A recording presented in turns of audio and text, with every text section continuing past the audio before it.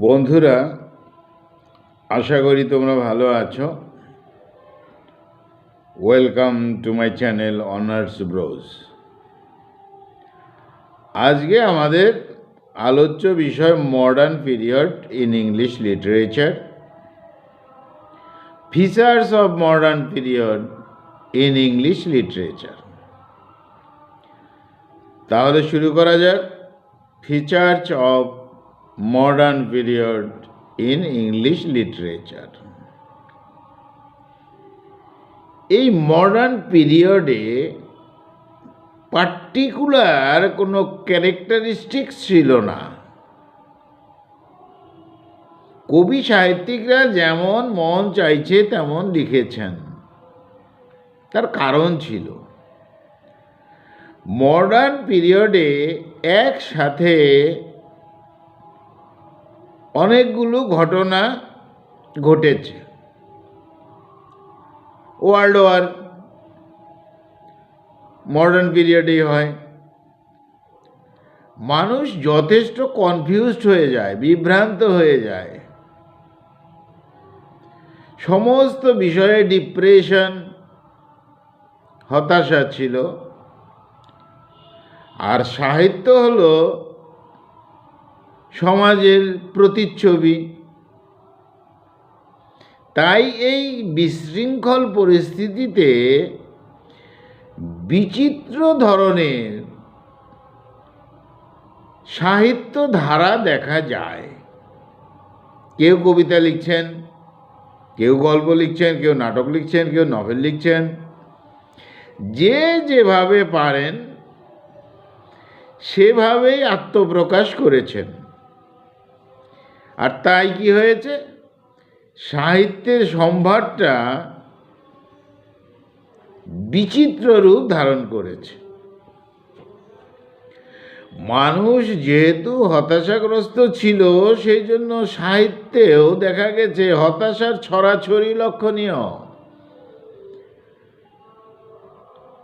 বলা হয় যে 20th সেঞ্চুরিতে যতটা লিটারেচার প্রডিউসড হয়েছে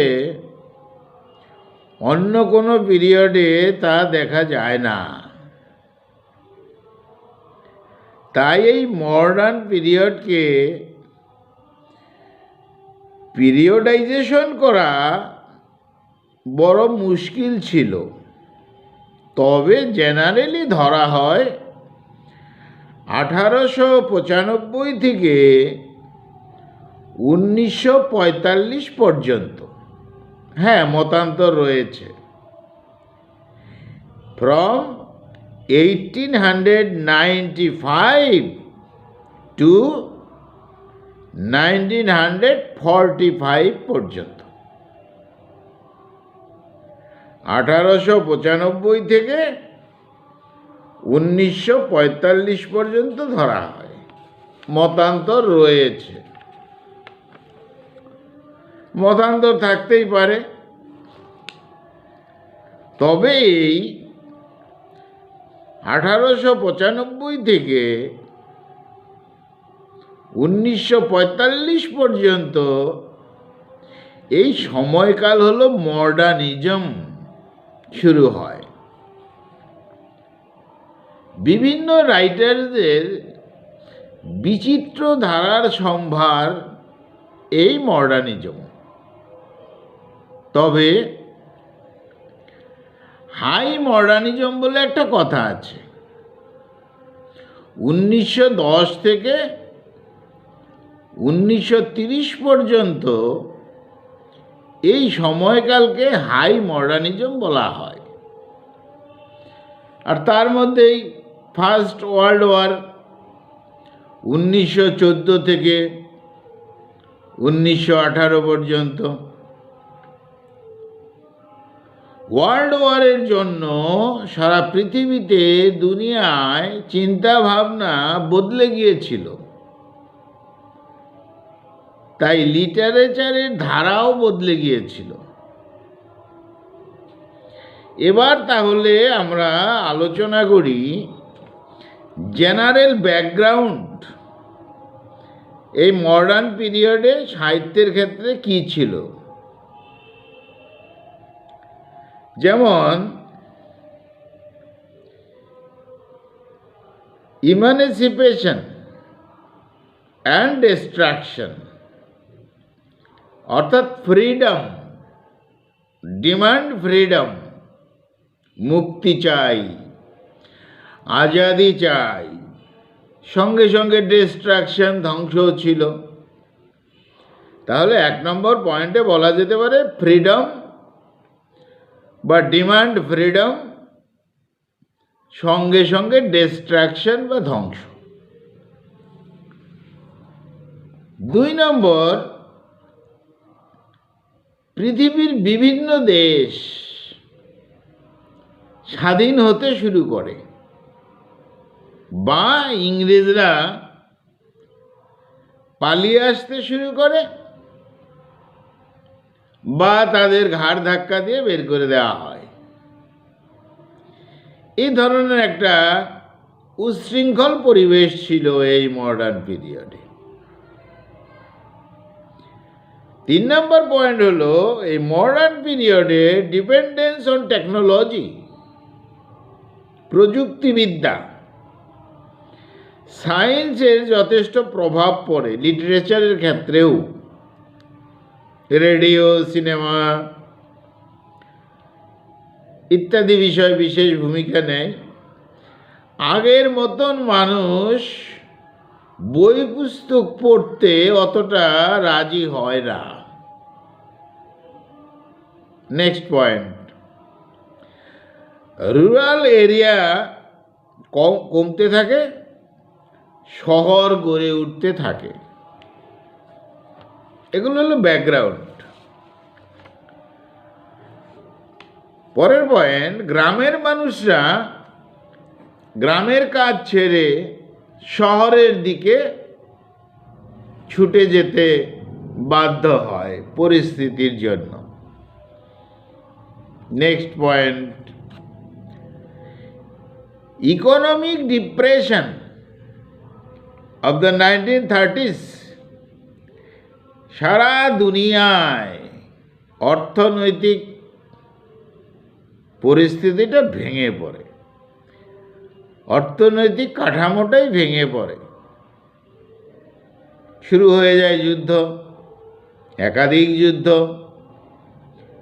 হিংসাত্মক ধ্বংস, সঙ্গে সঙ্গে তো ওয়ার্ল্ড ওয়ার সমস্ত দুনিয়াকে প্রভাবিত করে, ইনভলভ করে। আগে 2-1টা যুদ্ধ 2-1টা দেশের সঙ্গে হতো, থেমেও যেত, কিন্তু এখন দুনিয়া ব্যাপী চলছে বিশৃঙ্খলা, পৃথিবী জুড়ে বিশৃঙ্খলা। তার জন্য সাহিত্যের ক্ষেত্রেও মডার্ন পিরিয়ডে অনেক বিশৃঙ্খলাই দেখা যায়, অর্থাৎ বিচিত্র লেখা দেখা যায়। নেক্সট পয়েন্ট, আইডিওলজিক্যাল বা ইডিওলজিক্যাল কনফ্লিক্টস, আদর্শগত দ্বন্দ্ব।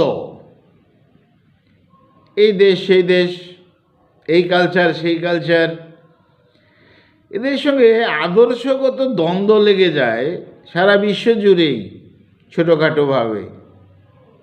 তাই বলা হয় ইডিওলজিক্যাল কনফ্লিক্টস। তার জন্য সাহিত্যেও প্রভাব পড়ে এই মডার্ন যুগে। ক্যাপিটালিস্ট যারা ছিল তারা বলে পুঁজিবাদী, তারা বলে আমরা ভালো। কমিউনিস্টরা বলে তারা ভালো। মেহনতি মানুষের এক ধরনের চিন্তাভাবনা, পুঁজিবাদী মানুষের আরেক ধরনের চিন্তাভাবনা। সেই জন্য কোথাও স্থিরতা ছিল না। সেই জন্য সাহিত্যের ক্ষেত্রেও তেমন যেন স্থিরতা নেই, কোনো একটা নির্দিষ্ট ভাবধারায় তৈরি হয় নাই। যেমন আমরা যদি মনে করি রোমান্টিক পিরিয়ড, কবিতা লেখা হতো প্রকৃতি বিষয়ে ইত্যাদি ইত্যাদি, একটা ধারণা রয়েছে। এলিজাবেথের পিরিয়ডে এই ধরনের ড্রামা লেখা হতো ইত্যাদি ইত্যাদি। কিন্তু মডার্ন পিরিয়ডে এরকম কোনো ধারাবাহিকতা দেখা যাচ্ছে না, একটা বিচিত্র পরিস্থিতি। তাছাড়া কোল্ড ওয়ার শুরু হলো, একদিকে আমেরিকা, অন্যদিকে সোভিয়েত ইউনিয়ন। পরে অবশ্য সোভিয়েত ইউনিয়ন 2 টুকরো হয়ে গিয়েছিল, হয়ে গেল রাশিয়া। এই আমেরিকা সোভিয়েত ইউনিয়ন, তারা নিজেদের ক্ষমতা বাহুবলী ভাব দেখায়, সেসব প্রভাবও পড়েছে সাহিত্যে। নেক্সট পয়েন্ট হলো লার্জ স্কেল রিফিউজি মুভমেন্ট। এই দেশের মানুষ এই দেশে, সেই দেশের মানুষ এই দেশে বিভিন্ন কারণে উদ্বাস্তু হয়ে গেল, এই রিফিউজি মুভমেন্ট শুরু হয়ে যায়। আর তার জন্য পোভার্টি, দারিদ্রতা, আনএমপ্লয়মেন্ট, বেকারত্ব, দুর্ভিক্ষ তো ছিলই, রেসিসিজম, জাতিবিদ্বেষ, এইসব শুরু হয়ে যায়, আর সেসব সাহিত্যে প্রভাব পড়ে। তাছাড়া civil rights movement in the USA, তার একটা প্রভাব পড়ে। সার্বিকভাবে সমাজ, দেশ বিশৃঙ্খল ছিল। তার মধ্যে হয়ে গেল রাশিয়ান রেভলিউশন, ব্যাস। অর্থাৎ অনেক কিছুই বদলে যায় এই মডার্ন পিরিয়ডে। তারপরে ভয়ঙ্কর আরেকটা জিনিস এসেছে, ভয়ঙ্কর বলতে ভালো ভয়ঙ্কর, নিউ কলোনিয়ালিজম। এটা বিষয় প্রভাব পড়লো মডার্ন পিরিয়ডে।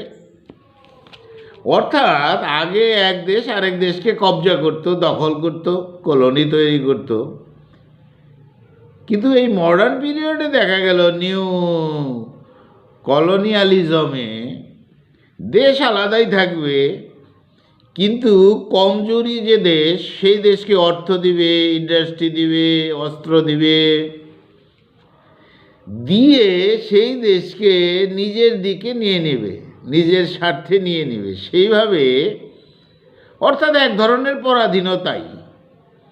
তখন এক দেশ থেকে আরেক দেশে এসে কলোনি তৈরি করা হইতো কলোনাইজাররা, এখন আর এসে কলোনি তৈরি করছে না, এবার নিজের দেশে থেকে অন্য দেশকে দমিয়ে রাখছে বা নিজেদের কবজার মধ্যে নিয়ে নিচ্ছে। আজও কিন্তু সেই ঘটনা চলছে। তাহলে এইসব বিষয়গুলো ব্যাকগ্রাউন্ড হিসাবেই ধরা যায় যে বিশৃঙ্খল পরিস্থিতি ছিল মূলত, তার জন্য সাহিত্য এরকম। এবার কথা হলো যে মডার্নিজম ব্যাপারটা কি? সহজ কথা, যা কিছু নতুন, নতুনবাদ ইজম, তাই হলো মডার্নিজম। অর্থাৎ পুরনোকে বাদ দিয়ে। হ্যারাল্ড রোসেনবার্গ, তার একটি বই আছে the tradition of the new. এই টাইটেলটির মধ্যেই পাওয়া যায় মডার্নিজম কি। The tradition of the new, নতুনের পরম্পরা, অর্থাৎ নতুন, পুরানোকে ছেড়ে দাও, সব কিছু নতুনভাবে আসো, নতুনকে আহ্বান করো। দেখা যায় মডার্ন পিরিয়ডে এই লিটারেচার অন্য একটা রূপ নিয়ে নিল। অতীত পিরিয়ডগুলোতে যে লিটারেচার ছিল, সে ভাবধারা ছিল, যে ফ্লেভার ছিল, যে গ্ল্যামার ছিল, সেটা থাকলো না। নতুন গ্ল্যামার হলো, নতুন ফ্লেভার হলো, নতুন টেস্ট হলো। অর্থাৎ কি না, পুরনো পিরিয়ড বা পুরনো পন্থীর বিষয়ে এই মডার্নিজমের কোনো মিল থাকলো না। কবিতাও লেখা হলো সাহিত্যের মধ্যে, সনেটও লেখা হলো, নভেলও লেখা হলো, ছোট গল্পও লেখা হলো, বিচিত্র, যার যার মনে হচ্ছে তাই লিখছে মডার্ন পিরিয়ড। আরেকটা বিশেষ গুরুত্বপূর্ণ কথা, আগে যখন অতীতকালে লিটারেরি পিরিয়ডগুলোতে রিডার্সরা কি চায়, পাঠকরা কি চায়, পাঠকদের মন কি চায়, তাকে লক্ষ্য করে লেখা হতো। কিন্তু মডার্ন পিরিয়ডে এসে রিডার্সরা কি চায় সেটা বড় কথা না, এই সময় কি বলছে, এই সময়ের ডিমান্ড কি, এখনকার পরিস্থিতি কি, তেমন করে লেখা হলো। রিডার্সরা পড়ো বা না পড়ো, অর্থাৎ রাইটারদের ইচ্ছা মতো তারা লিখতে শুরু করলেন মডার্ন পিরিয়ডে। রিডার্সরা কি চায় কি চায় না সে বিষয়ে কোনো ধ্যান জ্ঞান নেই। উদাহরণ দিয়ে বলা যেতে পারে দ্য ওয়েস্টল্যান্ড টি.এস. ইলিয়টের যখন পাবলিশড হলো, পাঠককুল বুঝতেই পারলেন না এটা কি বিষয়ে লেখা। জেমস জয়েসের ইউলিসিস নিয়েও সেরকম বিতর্ক। অর্থাৎ দ্য ওয়েস্টল্যান্ডকে ভাবলে বোঝা যাবে না যে এটা পুরনো কোনো পিরিয়ডের সাথে কোথাও যোগসূত্র রয়েছে। ওয়েস্টল্যান্ডকে খারাপ বলার কথা না, মানে ভাবধারাটা নতুন হয়ে গেল, পাঠকদেরও মন তৈরি করতে সময় লেগে গেল, তারাও তো বিভ্রান্ত। যাই হোক, এই 1900 থেকে 1922 পর্যন্ত আবার এই মডার্ন পিরিয়ডে ছোট ছোট দুটো পিরিয়ড সৃষ্টি হলো। একটা হলো এডওয়ার্ড থেকে এসেছে এডওয়ার্ডিয়ান পিরিয়ড, আর একটা হলো জর্জিয়ান পিরিয়ড 1900 থেকে 1922। এই পিরিয়ডে ফিকশন লেখা হলো, পোয়েট্রিও লেখা হলো, সবই লেখা হচ্ছে। Kipling, M Forster, W H. Wells, Thomas Hardy ভালো লিখলেন মডার্ন পিরিয়ডে তারা। পোয়েট্রির মধ্যে আবার কিছু ভাগ হয়ে গেল নতুন নতুন, এই কথা আমরা পুরনো সময় শুনিনি। যেমন ডিকাডেন্স মুভমেন্ট শুরু হয়ে গেল পোয়েট্রির মধ্যে, কিন্তু সিম্বলিস্ট মুভমেন্ট শুরু হয়ে গেল। এডওয়ার্ডিয়ান পোয়েট্রি একরকম হলো, জর্জিয়ান পোয়েট্রি একরকম হলো, ব্লুমসবিউরি গ্রুপ তৈরি হলো, তারা একরকম কবিতা লিখছে। ক্যালিয়েন্ট স্কুল বলে স্কটিশ রাইটার্সদের একটা গ্রুপ তৈরি হলো, তারা একরকম লিখলেন। যাই হোক, T S. Eliot, W B. Yeats, Ezra Pound ভালো লিখলেন, কঠিন লিখলেন, পাঠকদের কথা চিন্তা করে নয়, নিজেরা নিজেদের স্কলার, নিজেদের ম্যারিট, নিজেরা তাদের মন যা চাইছে এই পরিস্থিতিতে তাই লিখলেন। খারাপ কেউ লিখেন নাই। কিন্তু রোমান্টিক পিরিয়ডের পরে মানুষের মনে যে একটু সহজ ভাষা আসবে, সহজ চিন্তা লিখতে হবে, সেই বিষয়টা থেকে যেন একটু ভিন্ন রকম হয়ে গেল মডার্ন পিরিয়ডে। সেই রোমান্টিক পিরিয়ডের টাচটা যেন আর থাকলো না, অর্থাৎ সহজ সরল কথাটা একটু কঠিন হয়ে গেল। এই মডার্ন পিরিয়ডে নতুন একটা কবিতার জন্ম হলো। এজরা পাউন্ড ভালো লিখতেন, মানে বিশেষভাবে লিখতেন।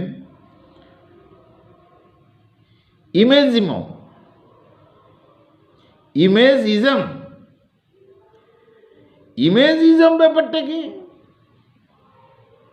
ইমেজিজম হলো কম ওয়ার্ডে কথা শেষ করতে হবে, 2 লাইনে কবিতা শেষ। মডার্ন পিরিয়ডে শুরু হলো। এজরা পাউন্ড লিখলেন, টি.ই. হালাম লিখলেন, ই.এ. রবিনসন লিখলেন, ফোর্ড লিখলেন, এফ.এস. ফ্লিন্ট লিখলেন, জেমস জয়েস লিখলেন, ডি.এইচ. লরেন্সরা লিখলেন। শর্ট 2-1 লাইনে কবিতা।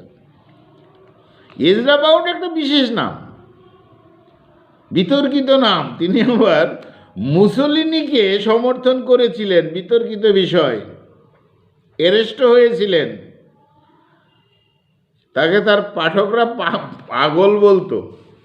যাই হোক, বিশেষ লেখা লিখছেন এজরা পাউন্ড।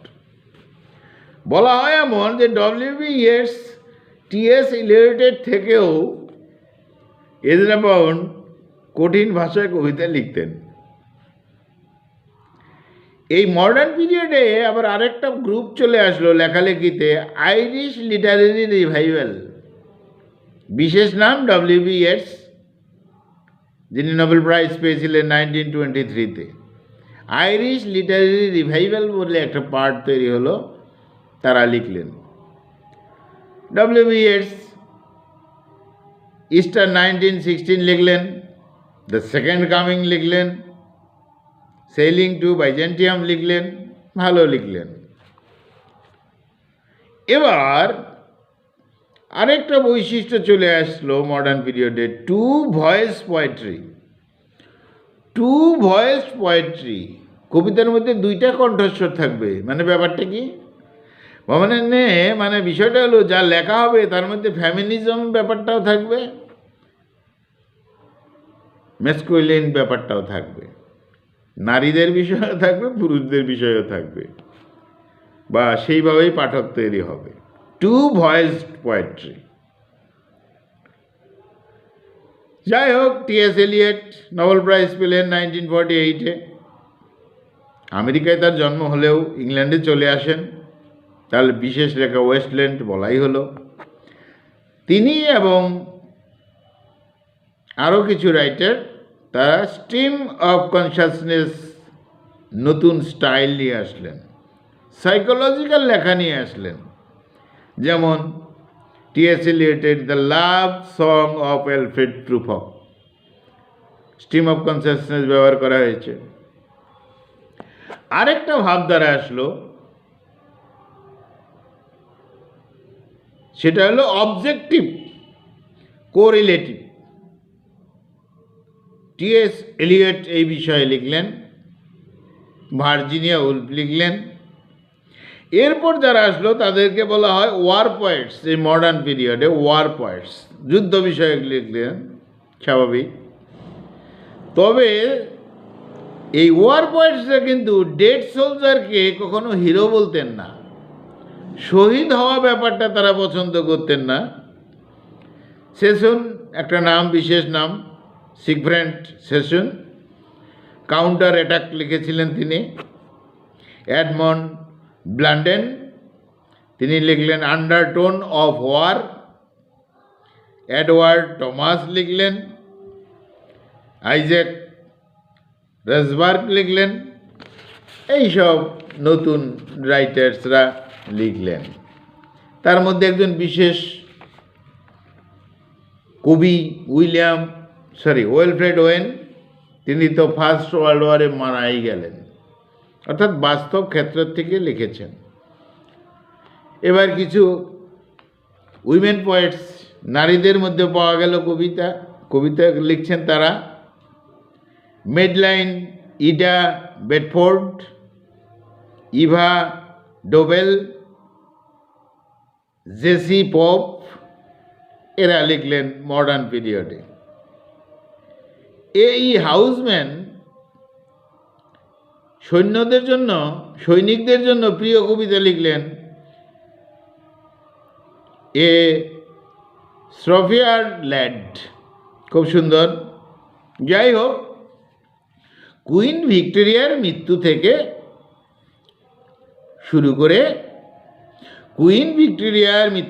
শুরু করে দ্বিতীয় বিশ্বযুদ্ধের শুরুর সময়কাল পর্যন্ত মডার্ন পিরিয়ড।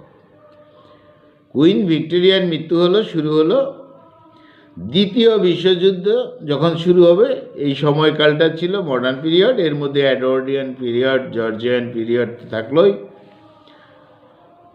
বিশেষ কবি সাহিত্যিকরা টমাস হার্ডি লিখলেন নভেলস, হেনরি জেমস লিখলেন the golden bowl, Joseph Conrad লিখলেন Lord Jim, heart of darkness, Kipling লিখলেন Puck of the Pook's Hill. Dramatist George Bernard Shaw man and superman লিখলেন, আর্মচেন্দ দ্য ম্যান লিখলেন। J M. Synge, তিনি লিখলেন riders to the sea. Oscar Wilde, তিনি লিখলেন a woman of no importance. W B. Yeats লিখলেন দি tower. মেসিভিল লিখলেন midsummer night. James Joyce লিখলেন ইউলিসিস। এম ফস্টার লিখলেন a passage to India. T S. Eliot লিখলেন murder the cathedral. W H Auden লিখলেন the age of the anxiety, the age of anxiety. Dylan Thomas লিখলেন the map of love. William Golding লিখলেন Lord of the Flies. আর এই modern পিরিয়ডে psychological novel লেখা হলো, science fiction লেখা হলো, থ্রিলার রাইটিং লেখা হলো, ওয়ার পোয়েমগুলো লেখা হলো। তাহলে এই ছিল আমাদের আজকের আলোচ্য বিষয়, features of modern period in English literature. একটা বিশৃঙ্খল পরিস্থিতির মধ্যে কোনো স্থিরতা ছিল না, একক কোনো দিক ছিল না। অনেক রাইটার্স, অনেক কবি যার যা ইচ্ছা, কেউ কবিতা, কেউ গল্প, কেউ নাটক, কেউ নভেল লিখছেন। তবে সব কিছুর মধ্যে যেন একটা হতাশা ছিল, যথেষ্ট হতাশা ছিল। আর জেনারেলি ধরা হয় 1895 থেকে 1945, কোথাও কোথাও 1900 থেকে 1934 ইত্যাদি ইত্যাদি লেখা হয়, বিতর্ক তো থাকবেই। যাই হোক, মডার্ন পিরিয়ডে একটা কিছু বোঝা গেল, যেখানে যে এই পৃথিবী জুড়ে যে বিশৃঙ্খলা শুরু হয়েছিল, তার প্রভাব সাহিত্যের মধ্যে পড়েছে। সাহিত্যের মধ্যে মুক্তি, আজাদি, স্বাধীনতা, এইসব কথা নিয়ে লেখা এসেছে। সায়েন্স ফিকশন, প্রযুক্তিবিদ্যা ইত্যাদি নিয়ে কথা এসেছে। আর তখন যুদ্ধ নিয়েও কথা এসেছে। একটা ইডিওলজিক্যাল কনফ্লিক্ট, আদর্শগত দ্বন্দ্ব, তা নিয়েও লেখা হয়েছে। এখানে দ্বন্দ্ব শুরু হয়েছিল ক্যাপিটালিস্ট আর কমিউনিস্টদের মধ্যে। তাছাড়া আরও যুদ্ধ, কোল্ড ওয়ার ইত্যাদি সব ছিল। সব মিলিয়ে একটা বিশৃঙ্খল পরিস্থিতির মধ্যে রাশিয়ান রিভলিউশন থেকে শুরু করে হলো, নিউ কলোনালিজমের যে লেখা, সেটাও কিন্তু একটা বিশেষ জায়গায় জুড়ে ছিল। অর্থাৎ আমরা এখনো পরাধীন, ডাইরেক্টলি আর ইনডাইরেক্টলি সেই বিষয়গুলো রয়েছে। এই ছিল বন্ধু আমাদের আলোচ্য বিষয়, features of modern period in English literature. বন্ধুরা ভালো থেকো, আমার চ্যানেলটা সাবস্ক্রাইব করো। Thank you.